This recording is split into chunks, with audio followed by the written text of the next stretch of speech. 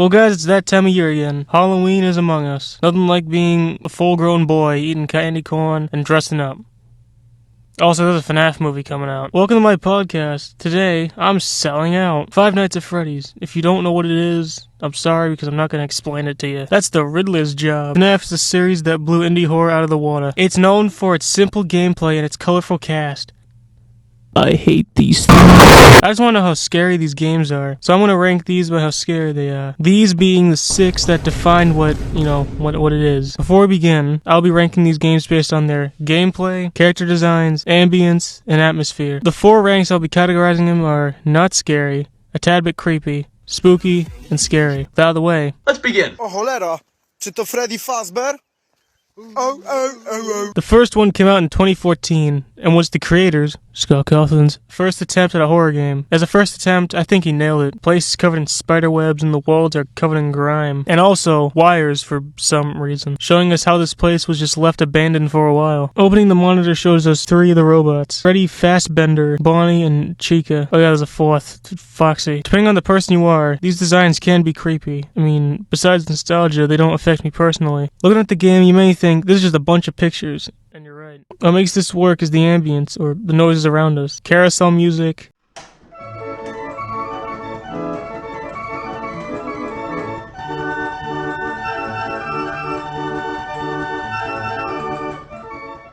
The dim damn dums.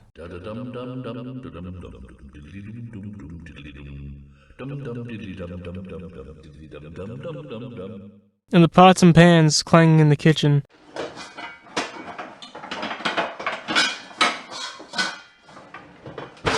If a character manages to get into the room, raspy breathing can be heard.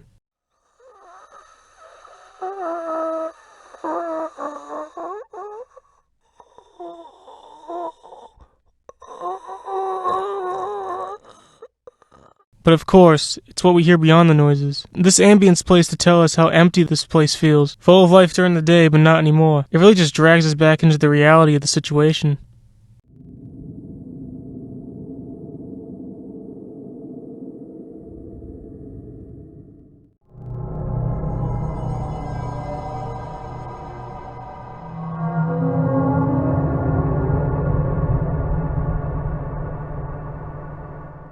The gameplay is very simple, but not too simple. You have a power meter down here, making it so that you can't go all night with the doors closed. Managing power is stressful, especially when the AI is dicking around with you. All that noise you hear is gone once you hit 0.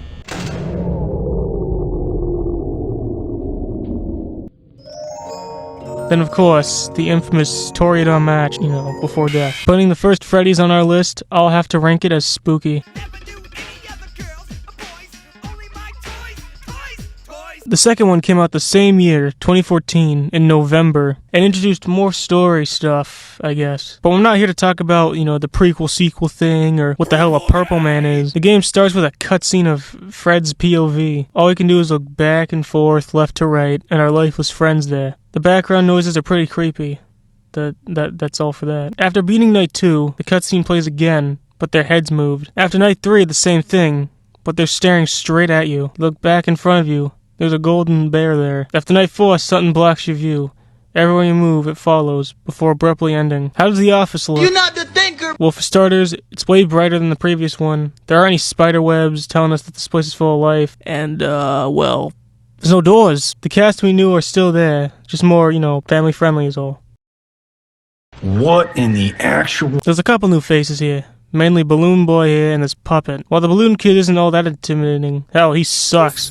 There's something about the puppet here that I can't, really put my finger on. Hell, even the game acknowledges this. I'll be honest, I never liked that puppet thing.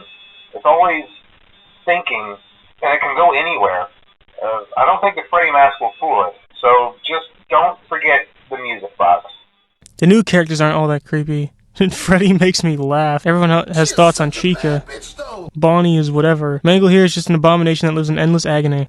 I remember when people thought this thing was calling the police. The older models are creepy as hell. But these aren't just older versions of the cast we know and whatever. They look like they've been tortured and can't die. Freddy looks the most fine and the most marketable because, he's on everything. Foxy's a bit more banged up, but he's still kicking. Bonnie and Chica are the main contenders for the creepiest. You can see why just by looking at them. Also, the Golden Freddy is here too. Playing the game is ridiculous, especially on later nights. Everything is going at you, and you can't really do anything about it, except use what you have. Sometimes with all this happening, you might not have time to keep the puppet at bay. Seeing that triangle flash messes with you, and the feeling of relief when you wind it again is just what you needed. The ambience is similar to the first, but the silence that accompanied it, soon followed by the footsteps of the characters when they come near.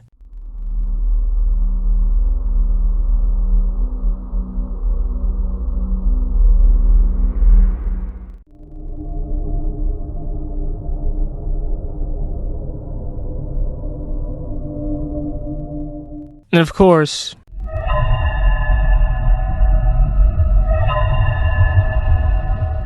before this got memed on, it was the game's way of saying that someone's near. It was pretty creepy back then, cause like it came out of nowhere. The game didn't like hint at it, just popping up. There are also these death mini games that look like old Atari games.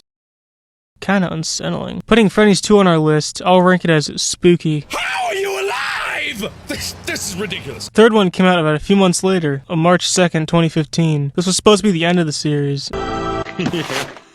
Like that's ever. This one centers around a haunted house based on the mysteries behind Freddy's. Night 1 just showed us the building layout and nothing special happens. Guy on the phone tells us how they're trying to find something more scary. The idea's there with the flashing lights and shit, but yeah, there's nothing much more to say. Except that this attraction is, decent. Some might even say it's great. After each night there's a cutscene, but nothing to write home about when it comes to scares. Okay, maybe I'm wrong. Night 2 is the same, with one exception. But I have an even better surprise for you. You're not gonna believe this. We found one. A real one. This thing is called Springtrap, and it's both man and machine. There's a guy in this. I wonder how he got there. In the last game, the broken characters look like walking corpses. This guy is basically a zombie, shuffling through these halls like it ain't nobody's business.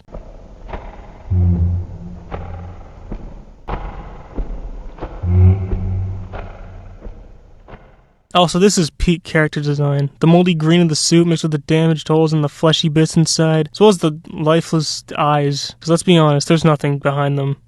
If only the gameplay were as good. The gameplay boils down to this. Keep them away and make sure things are working. There are also phantoms in case things weren't as ridiculous already. Freddy, Chica, Foxy, Puppet, Mangle, and the damn balloon kid. They make things difficult for you, especially later on. They don't really look that scary, with the exception of the puppet and the kid. I will give props for trying though. The hidden 8-bit shits are appealing to the eye, and there's some creepy imagery in it, like the human skull, this thing, and what the hell is this? Hey, how we doing? This is future Gerald here. I forgot to add the ambience for this and the next one. I forgot to add it in the script, so I'm gonna do that right now. During the minigame cutscenes, thunder can be heard in the background. Doesn't add anything to the scare factor, but yeah, I just thought I'd mention that. The little games we can find, they don't have background noise, but they do have little music pieces to accompany them.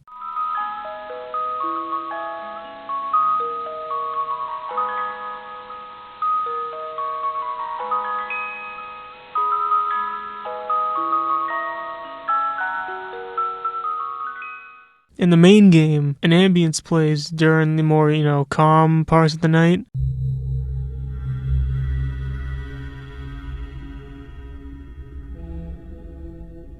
When something's near, though, it plays the sound, and it'll just get more annoying as the game goes on.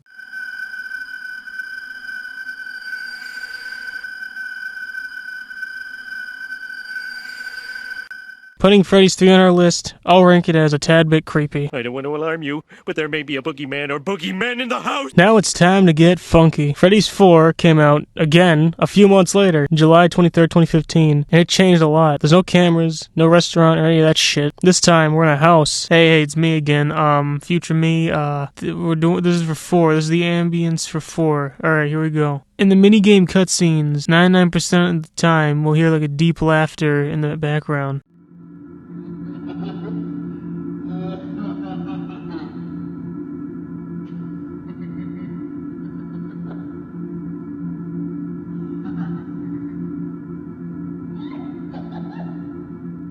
The bedroom and the surrounding area is engulfed in darkness, and only our light shows the way. I mean, no fucking duh. There's a closet, dresser, toys, and a bed behind us with a Freddy on it, and 2 doors on each side. Running up to the door, the game tells us how it plays. A character has a 50-50 chance of either being at the far end of the hall or right in front of us. The only way we're able to tell is if breathing is heard.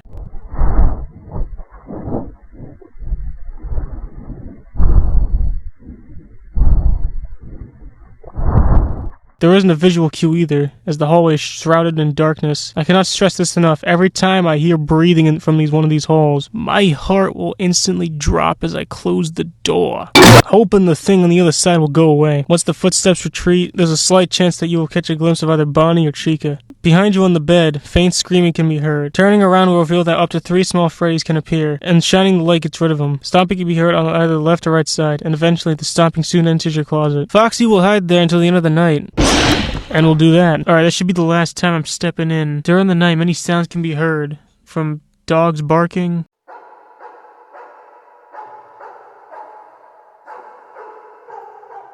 to crickets,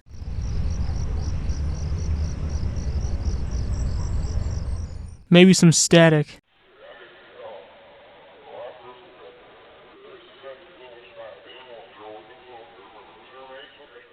Every night begins with the clock chiming in the background, kind of setting the tone for how the game's gonna be.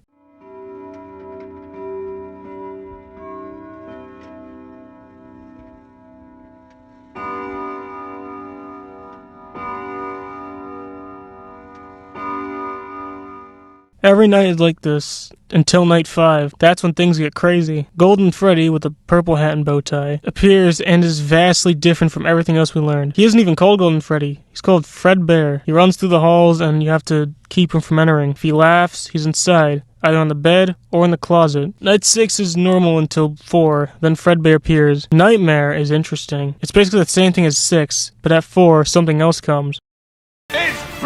A massive ghost-like black bear, wearing a yellow hat and bow tie. He is much faster than Fredbear and doesn't have a typical jump scare either. The screen will cut to black and will just stare at you, emitting white noise. Say what you will about him, like whether he's just another freaking nightmare or he's just a symbolization of death or whatever. He's cool. Whatever. The 8-bit cutscenes aren't that scary, unless you count as scary. But one cutscene, not as scary as the gameplay, but chilling depending on how you see it. Light shines down on the chest in front of you, held shut by 2 locks. Picking at the locks does nothing to open it. After a few moments, one simple phrase fades in. Perhaps some things are best left forgotten.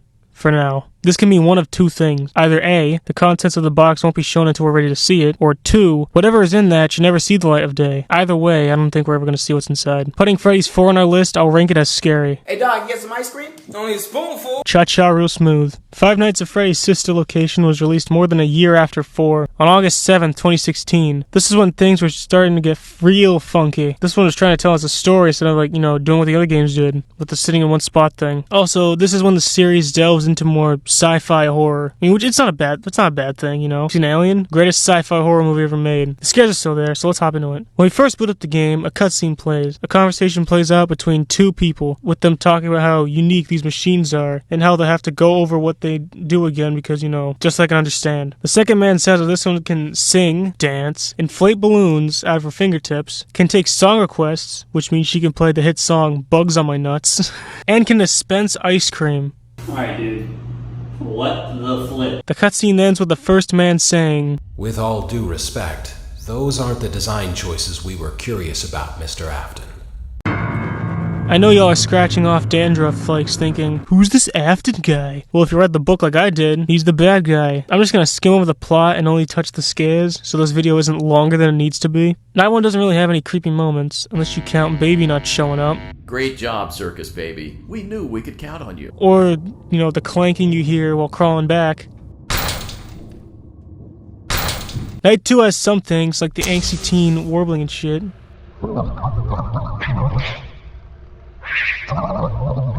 The moment when the power goes out, it's creepy. Also, the moment on the desk, that's, I don't know. Say what you will about that. When we're crawling to the big room on the left, and the ballerina's, twirling around, spinning and singing, Sure, it's something. Then the breaker room, which reminds me that these things are massive! There are blueprints hidden somewhere that reveal that these things can be up to 7 feet tall. That's about as tall as Shaq. I bring this up because, there's a frame in which Freddy towers over you while you're trying to reset the power. Night 3 has, the scariest thing of all.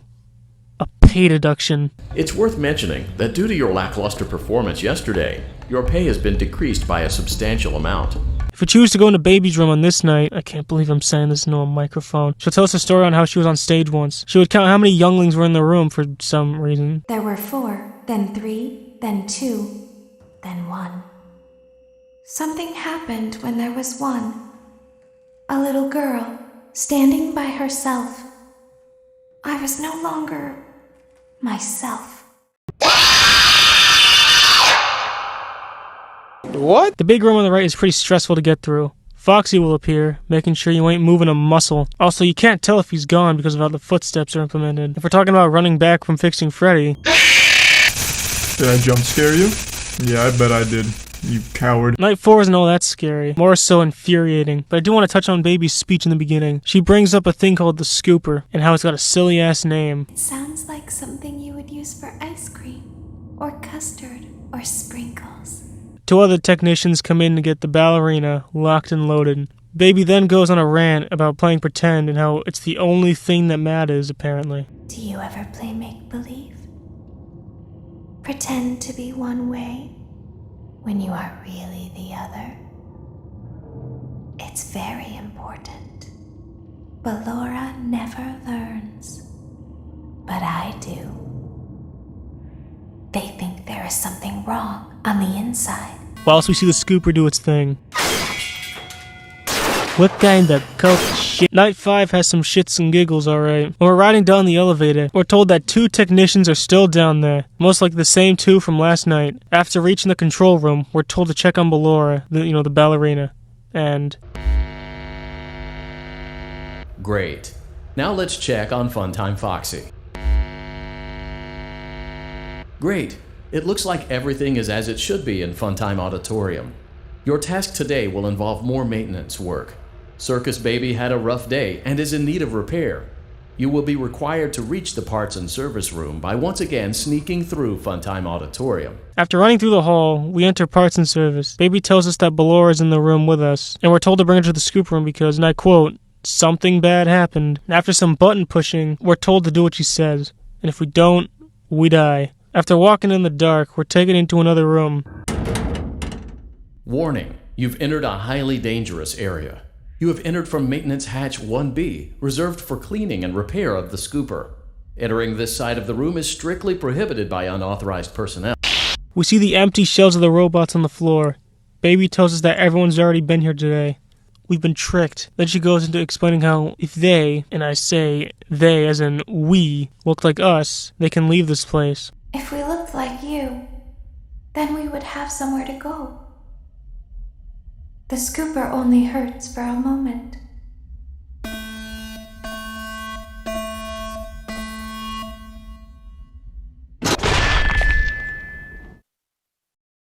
The cutscene that plays after that, wow.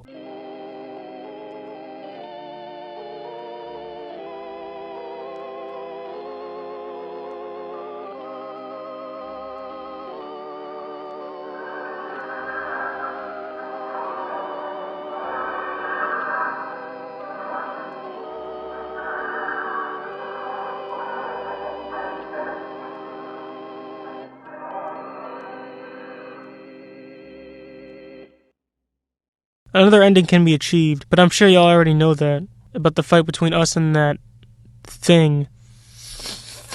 When we win, we're back at home with a show and all that jazz. Once the show ends, however,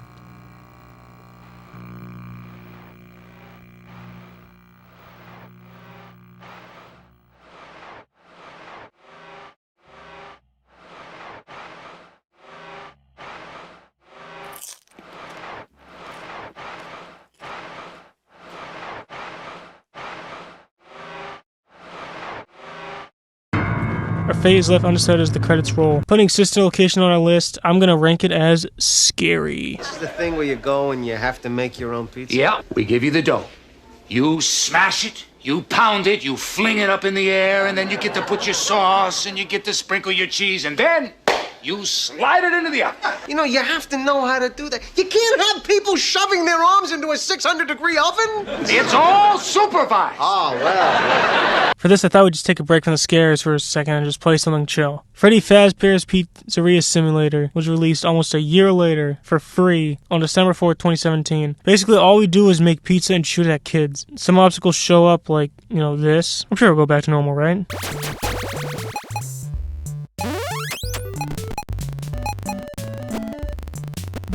Is it gonna go back? When the darkness lets up, we see a much more broken version of Baby sitting across from us at a table. On the table, there's a checklist and a cassette player. Playing the tape, someone tells us that we've been following orders stated under paragraph 4, which makes sense if you played the game. We're seeing if these things can react based on sound. Spoilers, they do. The first prompt plays, nothing.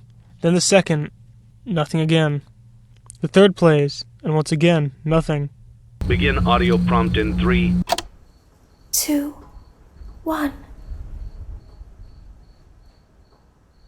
This game has 3 sections, the Tycoon, the Office, and the Salvage sections. We aren't going to talk about the Tycoon aspect because, well, it's supposed to be lighthearted fun. However, we are going to talk about the other 2. After we finish laying out the place, we're taken to our office. We have tasks to do while people are in the other room, such as ordering supplies, maintenance, and managing ad space. There's also vents to the left and right of us. The tutor's voice tells us that our equipment is loud and will make it harder for us to hear things in the vents. If something is in the vents, we can shut off the air conditioning in our 95 to reduce noise, leaving nothing but the sound of the music and the games in the other room.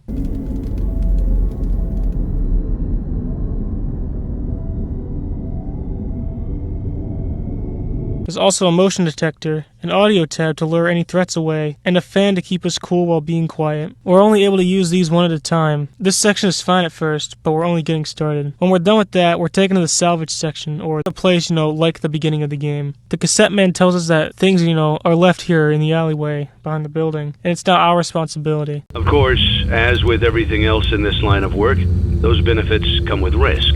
We have 2 options. Either we can keep it and make money off of it, but risk our safety, or we can throw it back outside. If we keep it, we have to test the creature like before, seeing if audio makes it react. We have a taser this time in case the thing decides to act up. There are 5 prompts that play before we can continue on with the salvage. Failure to keep tabs on the creature results in...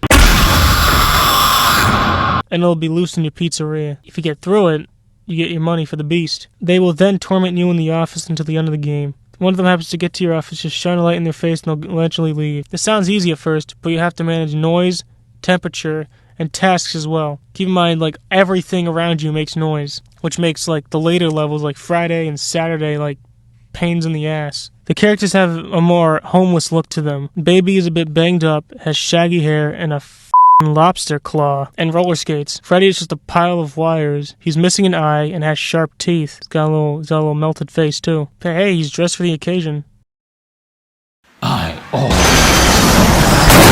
Afton looks like dirt. He's missing an arm. His feet are back somehow, and his head's different. How in the hell? Lefty. He's a black bear. Nothing much else to say, really. Good Lord! Connection terminated. I'm sorry to interrupt you, Elizabeth, if you still even remember that name. But I'm afraid you've been misinformed. You are not here to receive a gift, nor have you been called here by the individual you assume, although you have indeed been called. You have all been called here, into a labyrinth of sounds and smells, misdirection, and misfortune. A labyrinth with no exit, a maze with no prize. You don't even realize that you are trapped. Your lust for blood has driven you in endless circles, chasing the cries of children in some unseen chamber, always seeming so near, yet somehow out of reach. But you will never find them. None of you will. This is where your story ends. And to you, my brave volunteer, who somehow found this job listing not intended for you. Although there was a way out planned for you, I have a feeling that's not what you want. I have a feeling that you are right where you want to be. I am remaining as well. I am nearby. This place will not be remembered, and the memory of everything that started this can finally begin to fade away, as the agony of every tragedy should. And to you monsters trapped in the corridors, be still, and give up your spirits. They don't belong to you. For most of you, I believe there is peace, and perhaps more, waiting for you after the smoke clears. Although for one of you, the darkest pit of hell has opened to swallow you whole, so don't keep the devil waiting, old friend. My daughter, if you can hear me, I knew you would return as well. It's in your nature to protect the innocent. I'm sorry that on that day, the day you were shut out and left to die, no one was there to lift you up into their arms the way you lifted others into yours. And then, what became of you? I should have known you wouldn't be content to disappear. Not my daughter. I couldn't save you then, so let me save you now. It's time to rest, for you, and for those you have carried in your arms. This ends, for all of us, in communication. Putting Pizza Sim on our list, I'll rank it as spooky. And there we have it, all 6 original games ranked from least scary to scary. What are your thoughts on the list? Do you agree? Do you want me to be hung by a rope? I just farted. How would you rank them? Let me know in the comments. If you liked the video, don't forget to, subscribe, hit the bell, like it, of course. Goodbye for now, and by all means, go enjoy the movie. You like Five Nights at Freddy's. What does that mean?